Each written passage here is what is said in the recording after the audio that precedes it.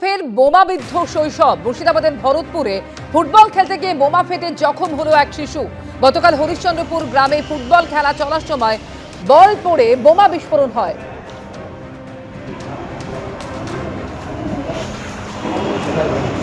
মুর্শিদাবাদের ভরতপুরে এবার ফুটবল খেলতে গিয়ে বোমা ফেটে জখম হলো এক শিশু।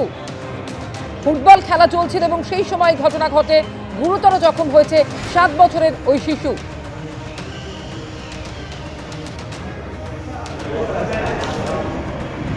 আশঙ্কাজনক অবস্থা, তাকে কান্দি মহকুমা হাসপাতালে ভর্তি করা হয়েছে। মুর্শিদাবাদের ভরতপুরের ঘটনা, যেখানে ফের বোমাবিদ্ধ হলো শৈশব। ফুটবল খেলতে গিয়ে বোমা ফেটে জখম হলো এক শিশু। 7 বছরের ওই শিশু গুরুতরভাবে জখম হয়েছে এই ঘটনায়।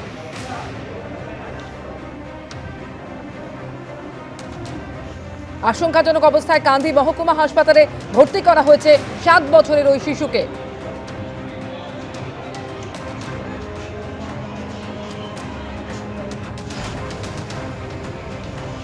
ফুটবল খেলতে গিয়ে ফাটলো বোমা, এই বিষয় নিয়ে বিস্তারিত জানবো।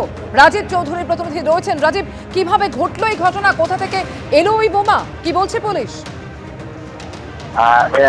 বোমা যে খেলার মাঠ যেখানে ছিল ভরতপুরের হরিশ্চন্দ্রপুরের পাশে যে মাঠ, সেই মাঠেই কোনো জায়গায় জমা করা ছিল বলে অনুমান করা হচ্ছে। এবং গতকাল দুপুরে যখন ওই শিশুগুলো খেলছিল এবং বলটা যখন বোমার উপর পড়ে তখনই বিস্ফোরণ হয় বলে তার পরিবারের পক্ষ থেকে বলা হচ্ছে।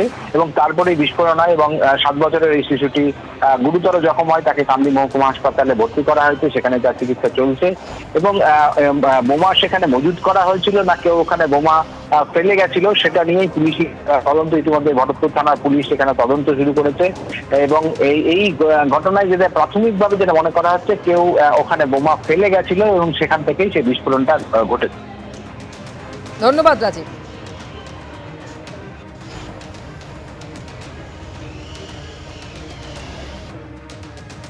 পরের খবরে আসবো। কোচবিহারের দিনহাটায় বিধ্বংসী আগুনে পুড়ে ছাই হয়ে গেল 18টি দোকান। ভোর 4:30 নাগাদ আগুন লাগে। দ্রুত আগুনের গ্রাসে চলে যায় একের পর এক দোকান। সেই ছবি আপনারা দেখতে পাচ্ছেন, একেবারে বিধ্বংসী অগ্নিকাণ্ড। দমকলের ঘণ্টা দুয়েকের চেষ্টায় আগুন নিয়ন্ত্রণে এলেও ভস্মীভূত হয়ে গিয়েছে 18টি দোকান। কোচবিহারের দিনহাটায় বিধ্বংসী আগুন এবং সেই আগুনে পুড়ে ছাই হয়ে গিয়েছে 18টি দোকান। একেবারে বিধ্বংসী আগুন লাগে, দেখতে পাচ্ছেন সেই ছবি। ভোর 4:30 নাগাদ আগুন লাগে বলে জানা গিয়েছে। দমকল পৌঁছয় এবং এরপর ঘণ্টা দুয়েকের চেষ্টায় আগুন নিয়ন্ত্রণে আনা সম্ভব হলেও একেবারে 18টি দোকান সম্পূর্ণভাবে ভস্মীভূত হয়ে গিয়েছে। দেখতে পাচ্ছেন ধ্বংসাবশেষ পড়ে রয়েছে সেখানে।